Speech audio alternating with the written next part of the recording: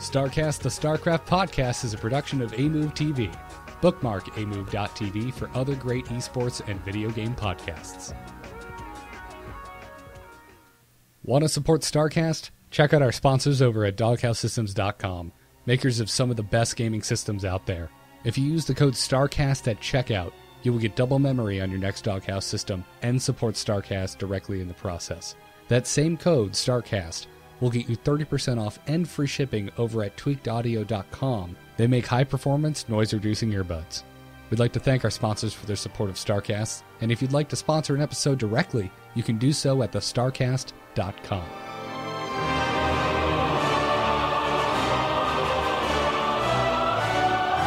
Yeah, it's about damn time for StarCast. Incoming transmission. Biscuit.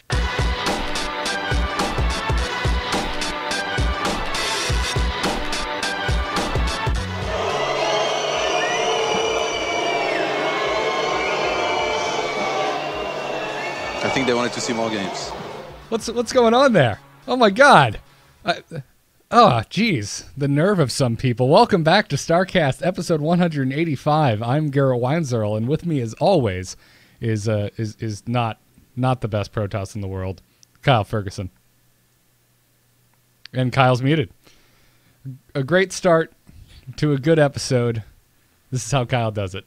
I know, bringing it in nice and classy. I did some pretty good Protoss last night, though. We did some twos. That went well. We did, and you didn't just storm out like a bitch. No, I didn't. I played my games. I stayed the entire time. Yeah. What a novel concept. Well, the sound you heard there was the crowd booing Naniwa off stage at this past weekend's IEM. Is that what that sound was? Because honestly, I thought it was a direct stream of what happens inside my head every time I see Naniwa. Really, just a whole crowd. Yep. Just goes wild and it's boos. it's like a stadium full of just me are booing him. That's got to be pretty intense. Yeah. Dude. Oh my goodness. Yeah, it's something. That was a fiasco. Naniwa, of course, goes for a proxy gate in what is basically the third with some rocks in it. His opponent immediately goes and scouts it. Naniwa blames it on the cheers from the crowd because he's doing this proxy and says, well, no soundproofing. You ruined it, and gets up and walks off. No more games played, and really kind of highlights some of the problems with the tournament where the placement matches were decided several months ahead of time, eh? Yeah, definitely. Skill and mental placement, fatigue. It's you could be in a very different place 2 months from now. Yeah, that's true. I mean, it also highlights, I think, a lot about Naniwa's character. Yeah. Yeah, it's been a roller coaster with him, and well, I'm guessing that this is the end of the line. I hope so. I am so sick of this sideshow affair that is Naniwa being a child. If you're joining us for the first time, welcome. Jeez. Naniwa is a pro player that we have had quite a bit of history with as he has continued to be kicked off and reacquired by various teams. And sometimes he's just the biggest foreigner badass who, the foreign hope. And other times he's an Idra. And well, listen to the back catalog if you need help on that one as well. Yeah, there's a lot to go up. A lot to go through there. So anyways, it's another week. How are you doing this week, Kyle? I'm doing well. I'm doing well. I think we're both a tiny bit. I can't think of a good PC word for this. So shall I just say blue balling? There is a beautiful game being displayed constantly before our eyes, and we can't touch it. So made all the more painful knowing that it is free to play. Yeah, so last week, actually right after last week's episode of StarCast, where you and I got finished talking about Heroes of the Storm, the Heroes of the Storm Tech Alpha went live. The first wave of invites went out to select key members of of Blizzard fan site and personalities, of which Kyle and I were not one of the two. What are you gonna do? There's some people out there, Garrett, with a few more years in this than us. Oh yeah, yeah. I am just amazed that we have come as far as we have in the time we've put in. Yes, that makes it sound like we haven't done a lot of work. We just kind of wandered through this. There's been a lot of work. Yes, I've had to come to the show week after week and pretend that I give a shit about Naniwa. Well, no more. That ship has sailed. A lot of people booed at it as it floated by. Anyways, but you got one job. It's to show up and play video games. Man. Yeah. I want to see him doing a job that like you and I would just be like, man, I don't want to do that job. Like, I don't know, shoveling horse shit.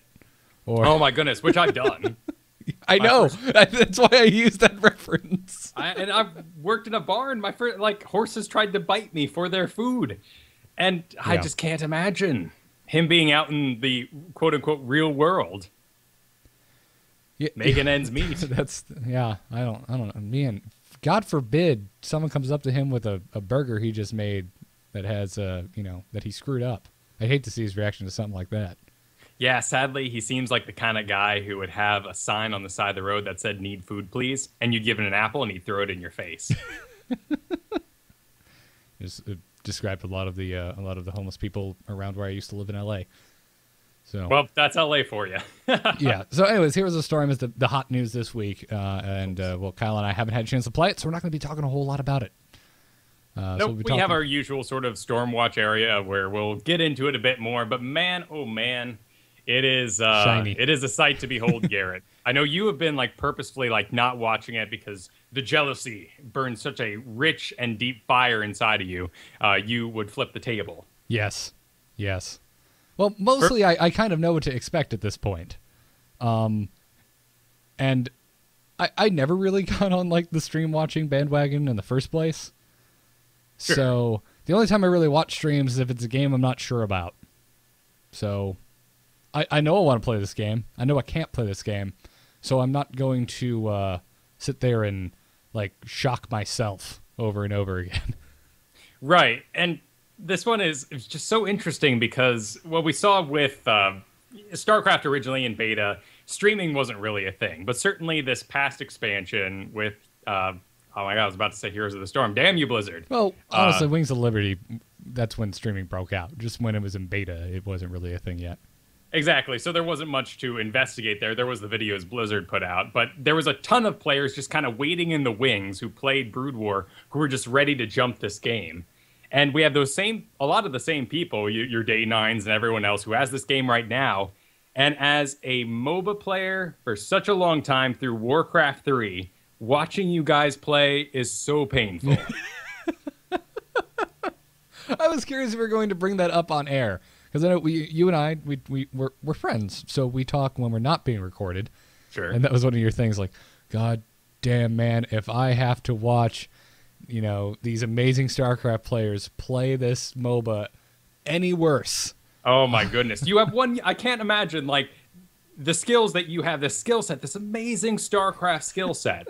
And then you bring it down to a single person and you can't get the nuance of even something I talk about a lot with, when we're playing, I'm like, Ben, you got to stop doing that. You're looking like a bitch. And he's like, what are you talking about? I'm like, the way you move right now, you are basically announcing to everyone around you that you are afraid and please kill me. You have to stand proud. You have to, gestate.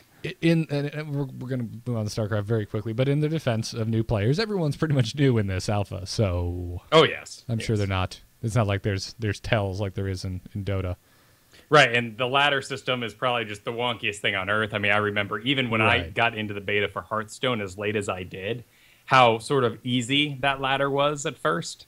And now that it's filled out, how complicated it's become. Right. Okay, so, yeah, bottom line, it's shiny. I'm sitting on the other side of the fence just let me in. I want to play. So, it looks great. I'm very excited.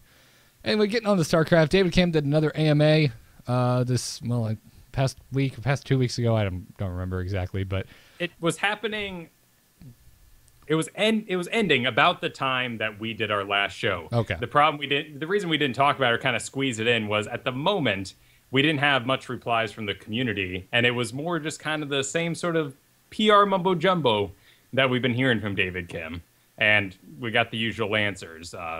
No big changes outside of expansions. Right. Which is just like, but yeah. We could take it, man. They're seeing the same tournaments we're seeing, right? That's the question I have to ask.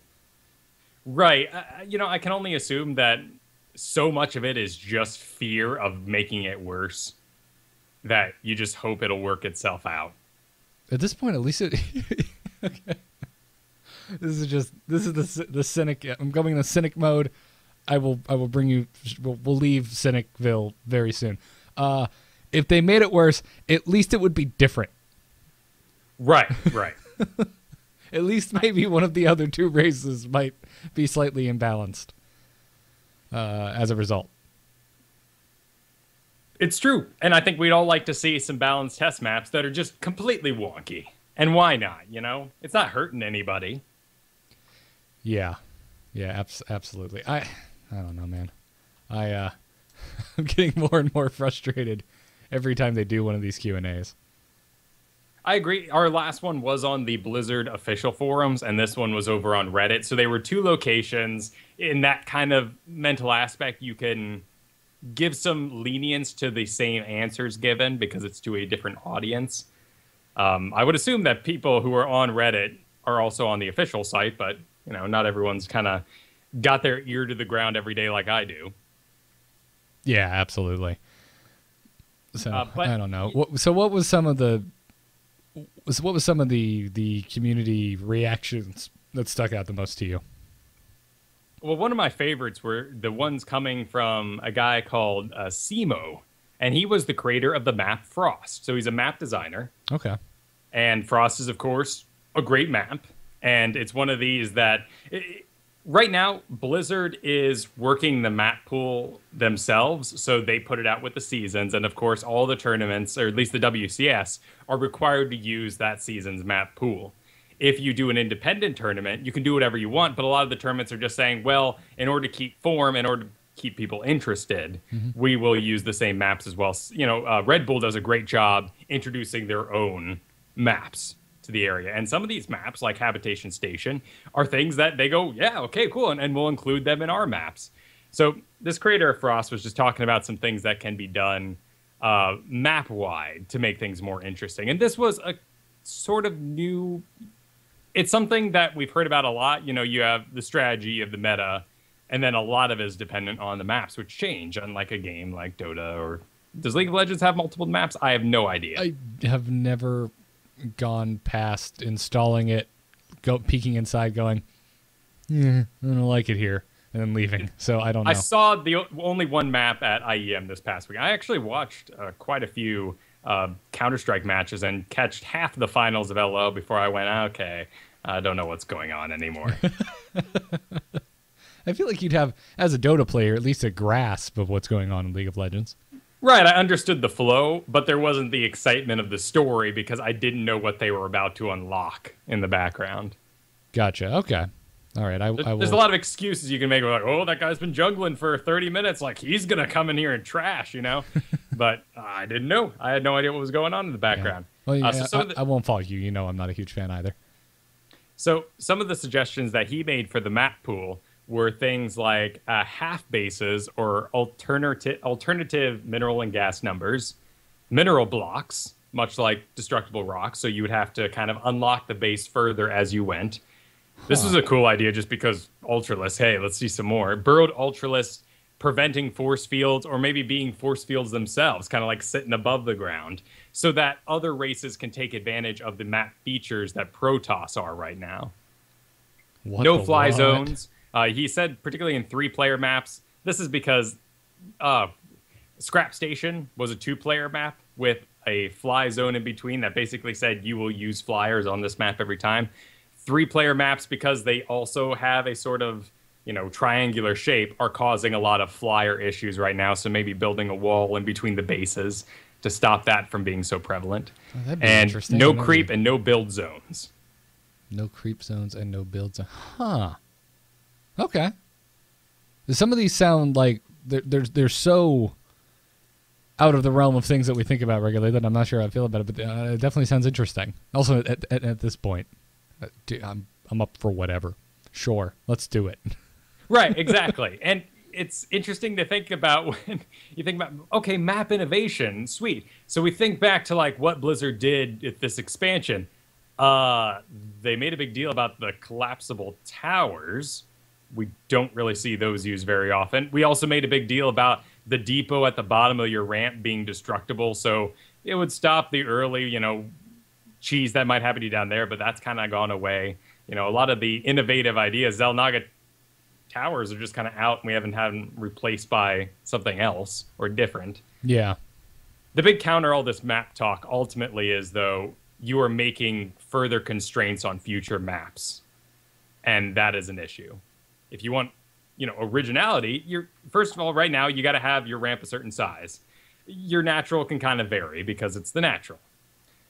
But every single choke or sort of cliff area on the map has to be Reaper ready, Blink ready, Force Field ready. There's a lot of problems right now that the maps can introduce. And by affecting balance through the maps, we're just thinking you're just going to bog down the game more. Yeah. That's strange. Okay. I like the no-fly zone. I think that's my favorite thing on here. Yeah, it's an interesting idea, isn't it? Yeah, like I'm not sure how you would visually indicate it since it's a isometric game. Like if you just had a big ass wall, like where do you cut it off? But I mean, I would assume it would work much like the really, really long maps where there's just black bars on your mini map. Okay. To kind of give it that shape, and then it would just kind of have black bars intruding from the sides. Yeah. Well, okay. Well, that'd be interesting. I like that idea a lot. And then what is this in here about defensive Nidus worms? What are the changes they're actually asking here? Because I don't understand how this is different from how things currently are. There's nothing stopping you from... Right, this is the same poster, just kind of pointing out an obvious change that it doesn't seem like would be too big of a deal to make. Nidus worms right now aren't being used much. When you get one in your base, it's tragic, game over. It's one of those things that you kind of have to... balance-wise, I feel you really have to tiptoe around because you don't want to empower that, because if a Nidus worm successfully launches in your base and the initial wave of units gets out, you are probably dead. And your one failure, your one misplaced pylon or supply depot to not watch that bit of your base caused you to lose the game, and that's silly, and we don't want to see that in our major tournaments. But the suggestion here that Zerglings come out faster than an Ultralisk would, that seems like it would make sense and would empower Nidus play. That's interesting. Huh. The other suggestion was that they only be able to build on creep, which means you would have to put the Overlord there. And granted, the Overlord, poops out some creep for like half a second, and he's already got enough room for a Nidus, so it wouldn't be the biggest thing. But that's an additional movement base. It's not just a light turning on. It would be a moving dot on your mini map, which of course movement is going to have a quicker recognition of that on your mini map. Right. But if we're trying to encourage Nidus play, do we want to add yet another step in executing a successful Nidus? Well, if the Nidus is better in the first place, then you have to, kind of come up with reasons why you still make it dangerous to use. Okay. But something like that, empowering the Nidus without empowering its offensive capabilities makes it defensive, which would be great, and it can only be used by ground units anyway. But for Zerg ground play right now, if you want to play defensive, it's so much better just have a flock of mutas, because you can be offensive with them, and hey, when that medevac comes flying through your base and then picks up and flies to your natural, and your Hydralisks are like, come back, it's just better to have mutas. Yeah. Okay. So some faster Nidus might help with something like that. Gotcha. All right. I don't hate these ideas. No, they're cool ideas. The community is full of ideas right now. And let's go ahead and talk about Total Biscuit. Okay. Yeah, let's jump straight to that. because after IEM, well, first of all, during IEM, he did a wonderful job putting together the Masterpiece Theater collection of IEM chat. And that was one of the best things that has come out of the StarCraft community that I've heard in a long time. I think it was my favorite thing since the first time I watched Carbot. Yeah, it was I enjoyed it that much. It was displaying the ridiculousness and vulgarity and toxicness of the chat for the IEM during the StarCraft events. And it was basically him reading off messages like, what are they doing? He's better than this. This game is dead. But ultimately, it kind of climaxed in this SoundCloud post he made about talking about the raw numbers and getting into the statistics of the viewer base for StarCraft right now. And what I really want to touch on after we kind of talked about criticisms of Blizzard and how we don't feel like they're moving fast enough, the reason there are so many opinions and why so many people are calling the game dead instead of just moving on with their lives is because we care a lot what happens with this game and we want it to do better than it is. Yeah, absolutely. I guess bias alert. We agree a lot with what Total Biscuit said in this MP3. While listening to this, I felt like the best way I can put this. I felt like GLaDOS listening to Cave Johnson talk about the lemons. Yeah. Burn it down. I felt like I was watching I was part of a infomercial audience. Just, just lots of nodding, agreeing. I can't wait for my Cutco knives. Gotcha. Okay. But yeah, I was drinking the Kool-Aid, as it were.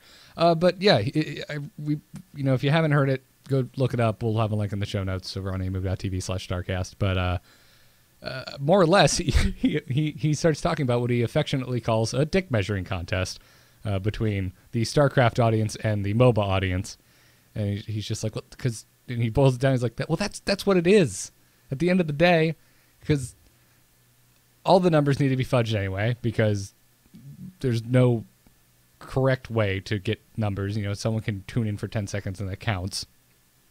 Yada yada right. yada. But yeah, he made so many good points that just like, well, League of Legends has way more players because it's free to play and it's more accessible. Same with Dota. StarCraft is not free to play. It is not as accessible. It's a very punishing game. It's going to have less players, therefore less viewers. So why even bother having that measurement? Like trying to say, well, we should be better than League of Legends. Why can't we just be happy that of some statistics that recently came out saying that we had like 300,000 plus ladder players active this season, that we're getting over a third of that for most tournaments. Right, and that's really the cool statistic of it. Sure, there's a lot of, hyperbole and like, let's be positive. Come on, guys. But really, he breaks it down to the numbers. And when you look at it, League of Legends just has an insanely huge player base. But when you take that huge, huge number and you break it down to the percentage of people who then translate from the game to watching the esport, it is about 2%. It's 1.91%. And that's pretty small. When you compare it to all those people playing on the ladder in SC2, 32% of them actually go and watch the esports. That just means like we care that much more about our game. Yeah, we're a more engaged and active audience, more or less. It's passion. I guess passion is the best way I can describe this. But yeah, basically just go listen to this. It's really good, and hearing Total Biscuit be optimistic, who was a guy that I originally came to because his cynicism is hysterical. Right, yeah, well, cynical Brit and all of that. Exactly. Hearing him at the end of this start to get real optimistic, it was nice. He made some good points, and it ended on a positive note, and it's good. I'm all for this. Sure, and that's wonderful, and we did get over 100,000 congruent viewers during the finals and leading up to it. But at IEM, and the thing to note about the IEM finals is they were terrible. Yes, they were terrible, and that's really the sad part about it. So historically awful. Holy shit. it's just this roller coaster right now. It's like, everyone, let's rally together, hold hands for the crappy finals. Oh, like, this is not what we wanted to have represent us right now. And a very short, a long struggle to the top for SOS. And then a 20-minute finals in PvP is pretty depressing. Yeah. It's not the sort of build-up you want to your winner-take-all tournament. Now, of course, I do love the fact that SOS is now going by #0#. Yes. And Quasar in the chat room says, were the IEM finals this year's Super Bowl awful? Yes. I would agree. I guess so. I guess it was slightly better because it was over sooner. Whereas the Super Bowl drug on for many more unbearable minutes. Well, hours. God, that Super Bowl was bad. It was so bad. SOS totally did Pwn Hero. I mean, but good God, just moving on. Don't watch IEM. If you missed it, you're just skip it. It was fun while it was going on. We lost a lot of the good players we wanted to see in the end, our J-Dongs and all of that, pretty quickly. And then we got down to the Protoss, and that's the way things are right now. Yeah. But, we had Zerg Dominance at the end of it, Wings of Liberty, so we'll get out of this. We had Terran Dominance. I can't say that word. Dominance. Domin. They were dominant. Dominion. At the start of Wings. Yeah, at the start of Wings, it was all Terran. At the end, it was all Zerg. And now it's all Protoss all the time, baby. Yep. If you want to know how I really feel, listen to any of the episodes this year. It's been rough, hasn't it? We had a big lull all through the holidays, and then we get fired up for PvP. It'd be really funny for someone to like mash up just key points through our shows, because like from the get-go, our show we try to be the positive show that's just all about the fun of the game. And man, have I noticed a personal just like Protoss like the last few months. Yeah. My bias is showing. Sure. That's what it boils down to. Because we want to see TVZ. Like, that's what the game's about, right? Jeez, I mean, I love ZVP, but not anymore. I mean, I don't know. I feel ashamed. Should I be ashamed because I feel like I'm finally in the boat with Reddit? No, I don't. I'm finally agreeing with the stuff I'm reading on Reddit. Because, the reason we talk about these things, the reason we come up with wacky ideas of why we like the game and want it to be better is because we love it. And we want it to be supported and improved. Yep. So that's what it all comes down to. I mean, Garrett, we played maybe like 7 games of 2v2 last night. Yep. And we won 6 of them? 6. We went 6-1. And we stayed in bronze the entire time. Yep. And this wasn't like a neck and neck winning either. This was like we handily destroyed every single person we went up against. And These were like having conversations while we expand kind of games. Yeah. Having a good time, relaxing, sipping some tea. Yep. Yeah, I don't know what's going on. I feel like the 1v1 change did not make it to the other ladders. No, it does not. It does not appear that way, does it? That or all the people we were playing were really just so bad that they're down in some secret wood league we're not aware of, and it's just not helping us rank out. There is this trend right now. It started today for some reason of Reddit looking around at bronze players in the StarCraft, sort of databases, and finding the bronze players who have played ridiculous amounts of games, like 600 games this season. It blows your mind. Yet they're still in bronze. And you gotta think, like, what's he doing? That's just raw love.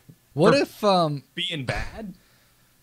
I feel like I'd be curious what the statistics are, how many people there are in bronze with that many games played, because I bet it's small, and I bet one of the outliers are very young people.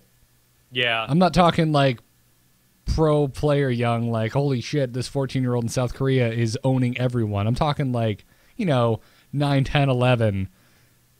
Because I think what a lot of us just as gamers generally forget is how much we sucked at games when we were kids. Yeah, it's easy to But forget you that just kept playing them. I never beat Sonic 2 when I had my Genesis. But I played the shit out of it. I had probably an obscene amount of hours logged into that game. If I was 9 years all my old, victories from being young were just raw time invested. yeah. If I was 9 years old and I was really into StarCraft, I'm pretty sure I would just keep playing regardless of the fact that I wasn't ranking up. Yeah. So, I don't know. I also didn't have the internet and Reddit and a bunch of my own dick measurement contests to compare myself to. Right, and nowadays, like, there is no real mystery when a game comes out. I mean, if this is the most vocal I've ever seen a video game be with Heroes of the Storm, just of a game that, like, is in alpha. Just so much information is known about it. And when it comes out, much like Hearthstone, like, there is a set strategy for getting started already set. Yeah. Yeah, we don't just wander through the box, like, read your game guide all night. If you come out on a Tuesday and you have to wait 4 days, fricker, nah. Well, exactly. I mean, you think about when we were younger, who were the people that you were competing against? It was your friends at school, like you 3 or 4 buddies, and it's just like, hey man, did you beat the water temple yet? No, I haven't. Sweet, I'm ahead of you, loser. Yeah. Like, have you gathered your strength enough to head down the well because you're scared shitless? No. Oh, could not do. Screw the spirit temple. Screw it. Some scary stuff. I mean, you just link and you go and you play put the gems in the thing, you get the master sword and walk outside. And what's there waiting for you? The most horrifying thing in your life. Yep. Damn it, Nintendo. Yeah. Yeah, thanks. Nightmare-inducing. Wonderful stuff. So anyways, there's that. So I've been purposely pulling the wool over my own eyes with Heroes. What is new this week that you wanted to bring to the table? Well, we have a talent calculator that has been put together, of course. And heroesfire.com. Yeah, haven't been to the site before, but it's well done, and it got the Blizzard seal of approval. It is accurate for the moment. Yeah. And so, like any talent I mean, if you played WoW, you know how joyful it is to click through and see your first groups of talents. I'm surprised at how many of them stack just from the starter. A lot of them are not additional abilities. There are more things that augment the abilities you start with. Oh, okay.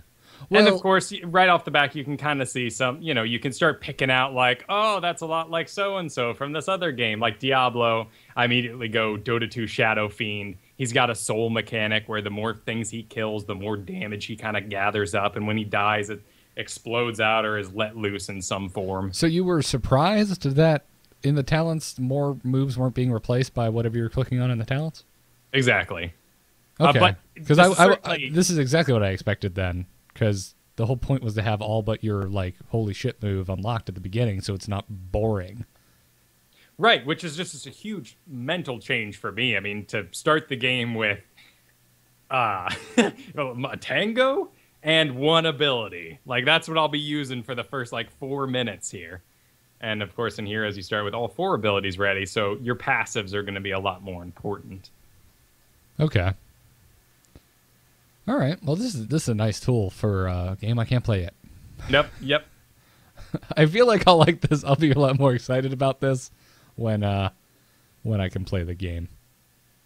Sure, it's interesting to see a lot of the overlaps too. Like a lot of the storm powers you can get. Of course, you have a choice of about 4 per hero, but just about 50% of the heroes get the option for a Bolt of the Storm, which is an instantly teleport to target location. That's cool. What level is that at? That is 20, your storm power. Oh, okay. So, like, Arthas here, he is... How'd you know I was looking at Arthas right now? I just made some sort of wild assumption. But he does not have this ability. He has another one that goes around a lot, and it seems for the tanky classes, they get this Resurgence of the Storm, which is when you die, you come back in 5 seconds rather than the full timer. Damn, that's actually kind of badass. Right, and it has its own timer, so you can't just go dying all the time willy-nilly. And to get that, you're giving up, summoning Sindragosa, your Legion of Northrend. Oh, so this takes the place? Mm-hmm. Do all these level 20 things take the place? Oh, okay, I see Legion of Northrend augments Army of Dead, and Absolute Zero augments Sindragosa. Okay, so Resurgence or Fury would replace my ultimate. Well, it would be your level 20 storm power. So you get one at 10. Everyone gets an ability at 10. Yep. Everyone gets ability at 20. Okay. But you're saying that if I used Resurgence of the Storm and I had Sindragosa, I wouldn't have Sindragosa anymore? Or do they share a cooldown? No, you'll when you get to 20, you are picking one of those 4. No, but at 10, you get Sindragosa. 20, you get an augment to Sindragosa.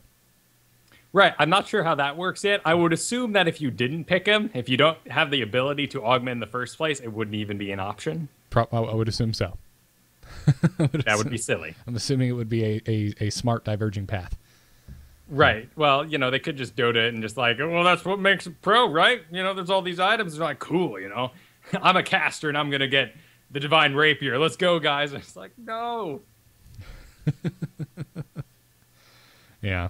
All right. So as you've been watching some of these, is there a hero you're leaning towards? Well, I've voiced my opinion here that I wish they would stop talking about Abathur because that's who I want to play. And I think it's going to be super awesome being this cool support guy, spawning Locust, teleporting where you want, buffing people, big old map awareness kind of guy. Even though the current belief is that if you see Abathur on the opposing team, you're going to win. Exactly, because he is removed from combat and no one knows what to do with him. That's another thing that's just driving me nuts seeing people do that.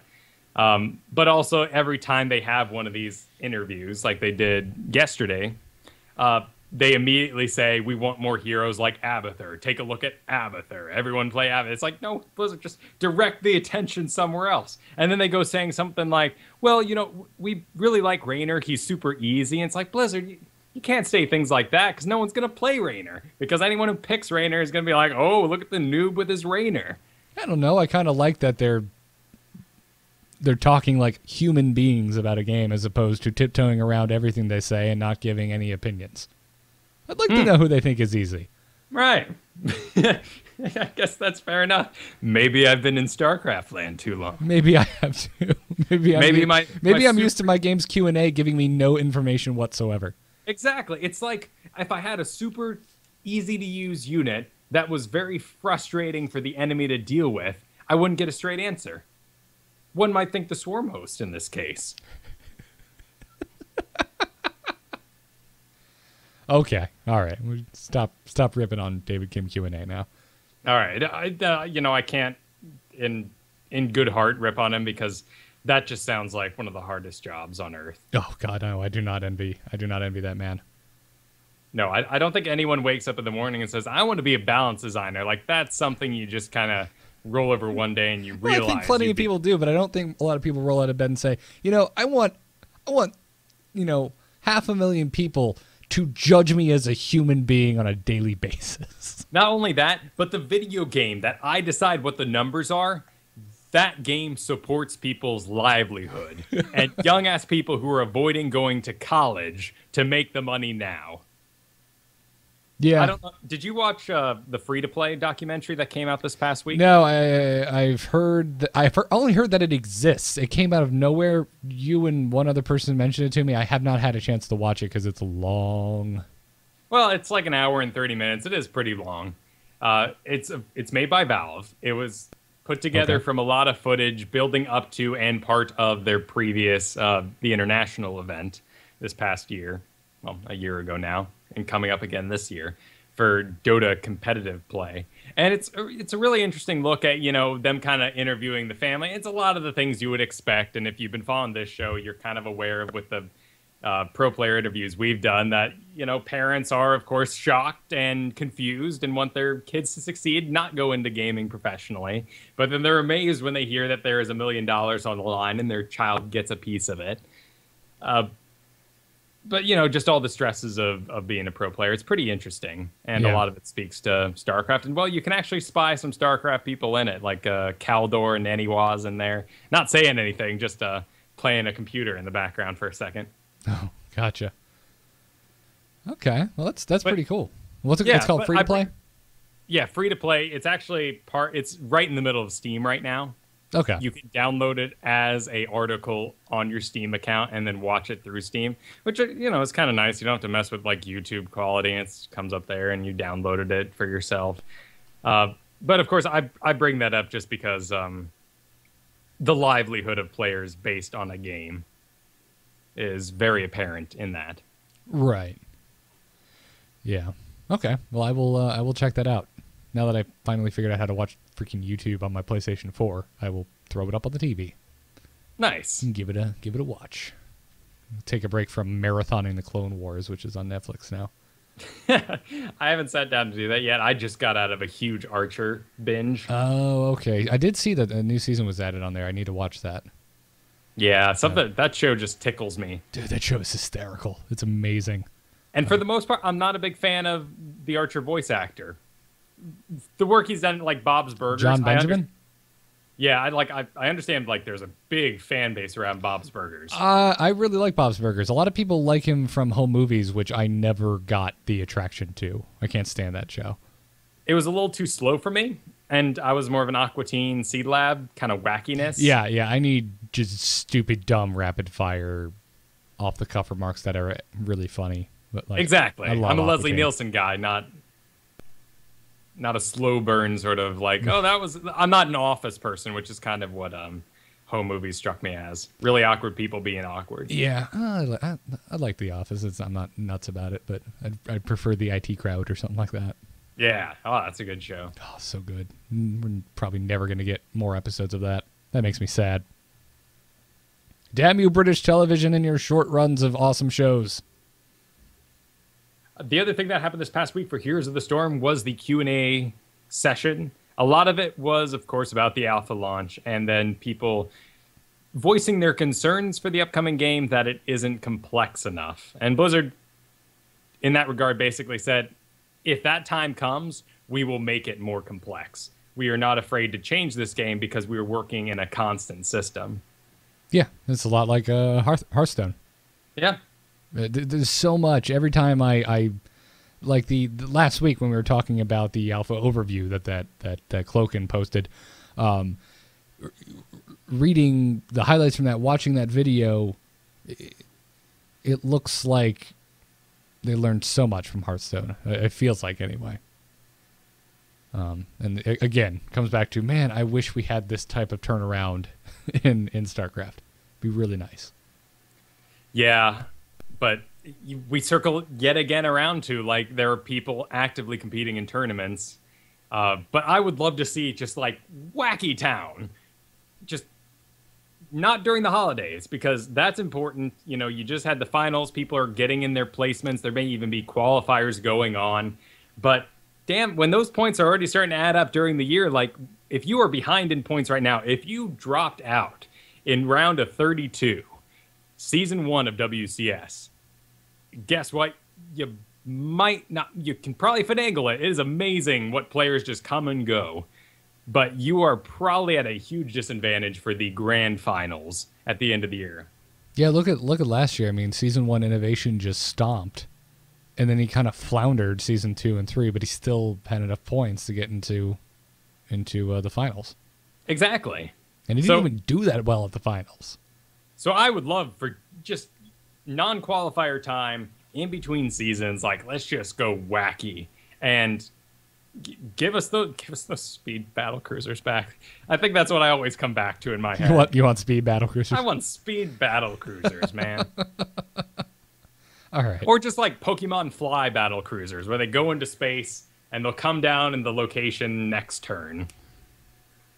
Okay, that'd be interesting, seeing as there's no turns because it's real time and not turn based. But okay, right. But you want like a warp feature. You want like proximity warning, kind of like if something's coming in from space and then coming down. You know, we saw it in the campaign and saw it in Heroes of the Storm. That is a cool ability for Raynor, summoning the battle cruiser down to just wipe the lane clean. Oh yeah. What little I've seen, I'm actually really stoked to play Raynor. I don't care if he's easy. He looks just from a flavor aspect. Raynor. Of course, I think Tychus has a Thor as his like big move, doesn't he? Yeah, it's kind of like his avatar form. Yeah. Oh man, both of them. I want both of Space Marines. This is my concern with the price of the heroes. I just want them all. Yeah, we didn't talk about that last week, did we? Yeah, but that was we posted we did. right after the alpha came out. No, we talked about it because you could see prices in the video that Cloaken was showcasing. Oh, okay. Because Yeah. I know we didn't get around to the specific prices until A Move on Monday. Right. Yeah, we talked about that on A Move Radio. What episode was that? 23. Whatever the most recent one is. Yeah. So if you want to hear a little more about the pricing structure specifically, go check that episode of that podcast out. Kyle and I are on it. If you're StarCast fans, you should be listening to it. So, anyways, real quick, I guess it's gonna be a slightly shorter episode today. There's not a whole lot to talk about, but let's wrap up WCS. There hasn't been a whole lot of WCS going on for America and Europe. They're both in limbo until the round of 16 kicks back on. Right. America round of 16 starts up on April 5th, and WCS Europe starts up next week on the 25th. Some of the round of 8 of what was that? They're just gonna launch after that, though. It is amazing. We're taking this weird break, and then they're just gonna power through to the finals. Yeah, absolutely. I mean, Europe isn't that far away. I mean, it's 5 days away? Yeah, Tuesday of next week is when Europe's round of 16 kicks on. Tuesday.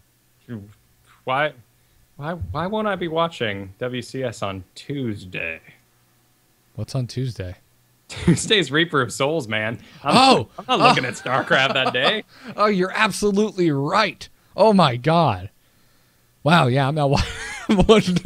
Maybe I'll have it on. No, because I'm going to be going through the story for the first time and I want to see everything. Sorry. Exactly.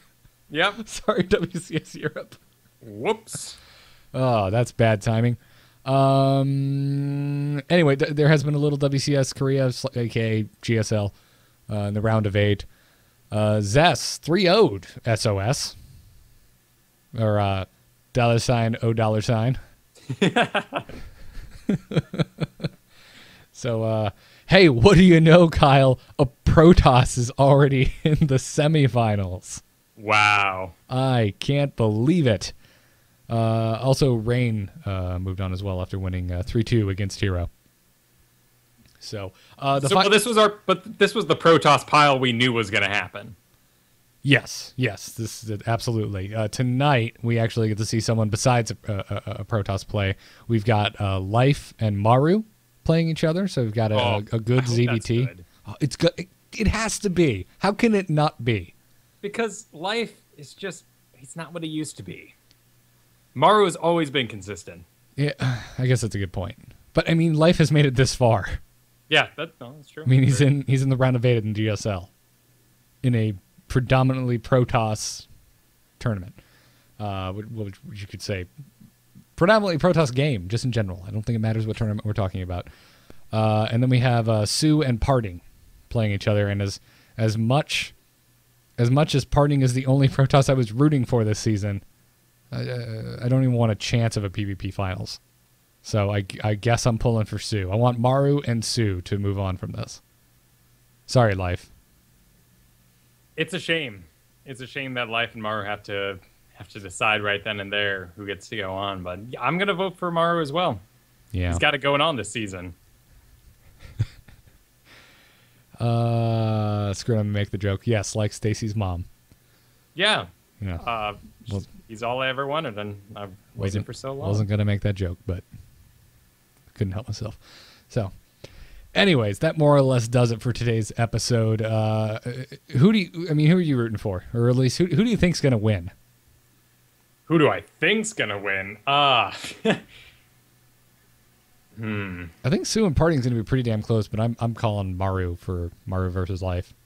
Sure. I think we can both agree on that one. I think Parting has some amazing finals game face, so if he gets there, I wouldn't be surprised if he took it. But Zess won so heavily this past week.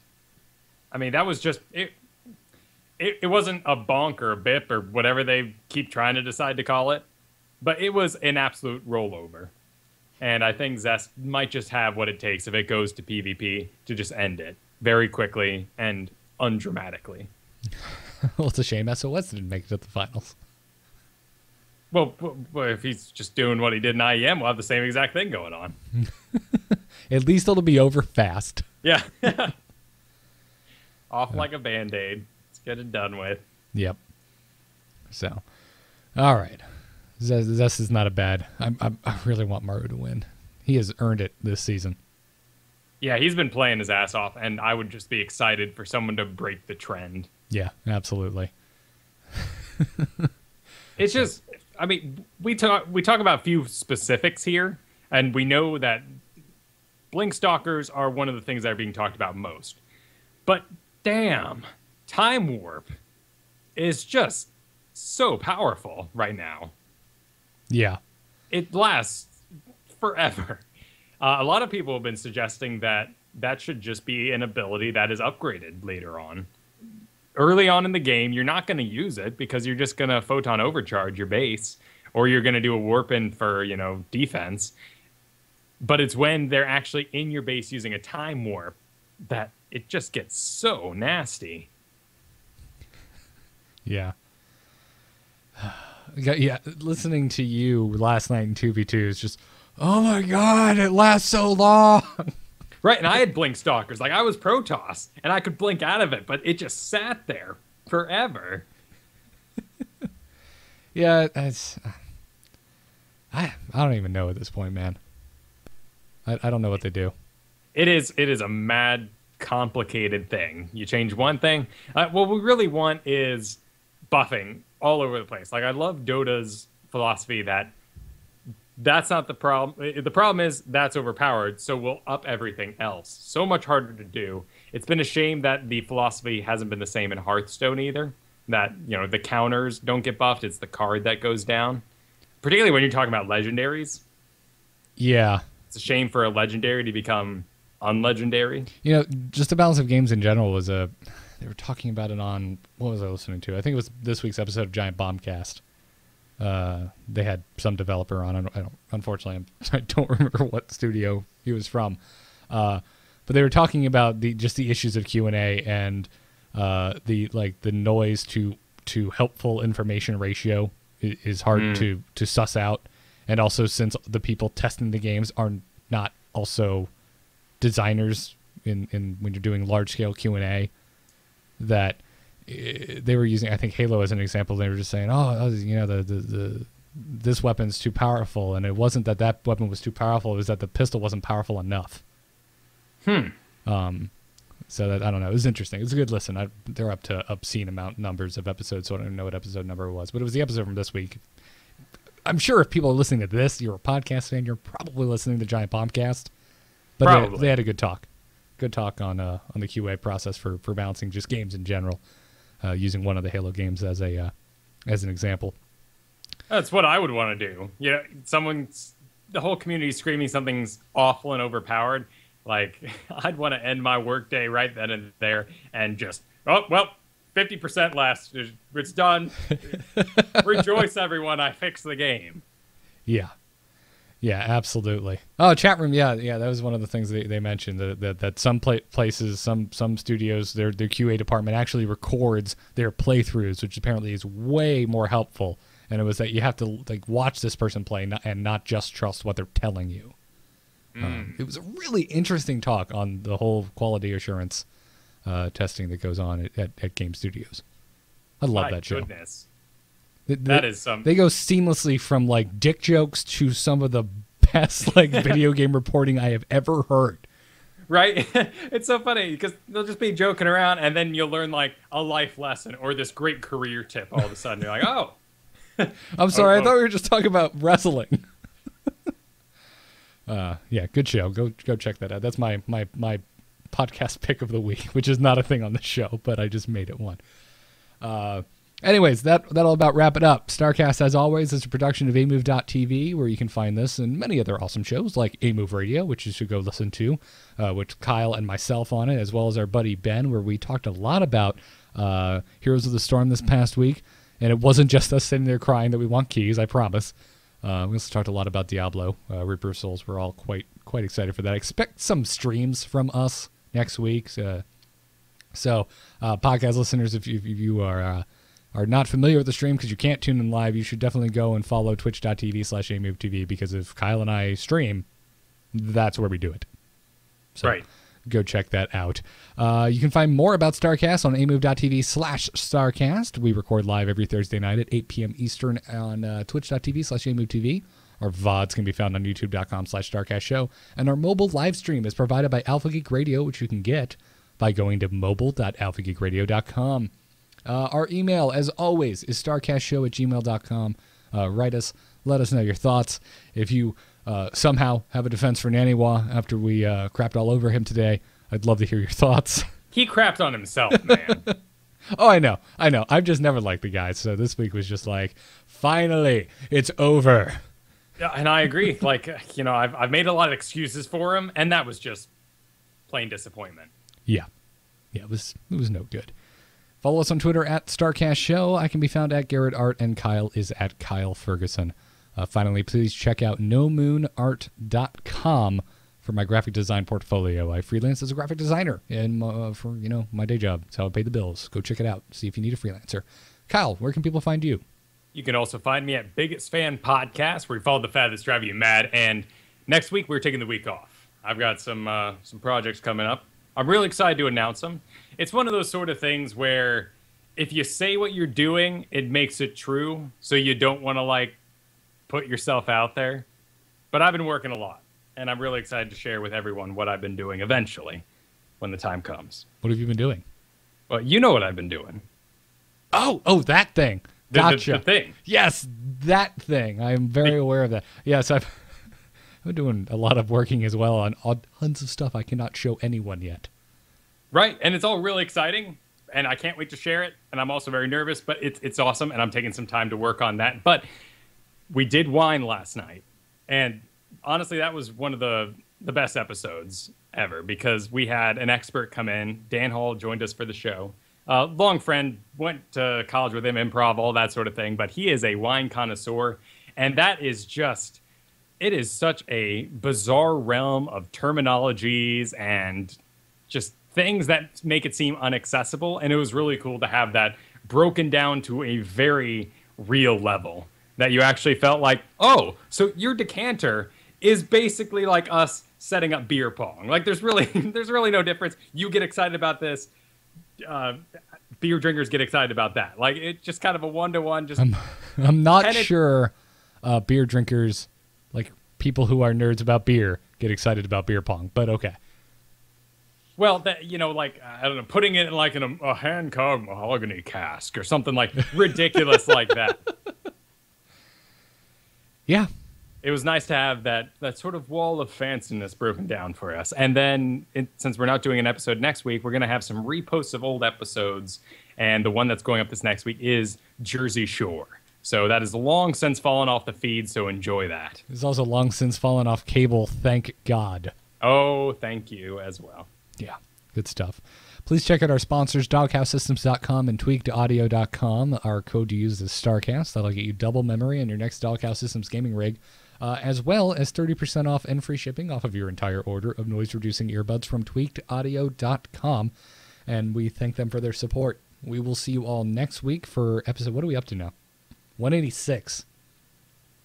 Yeah, episode 186 of I Can't Believe I've Been Doing This long.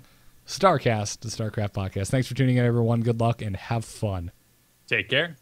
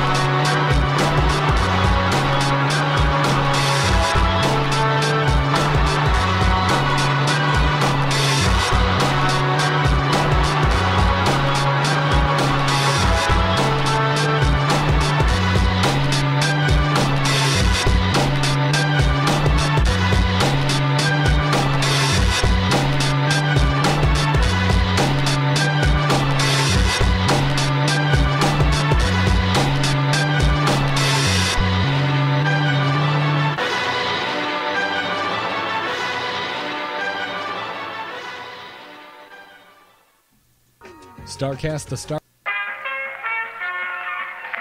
Ah, fuck it.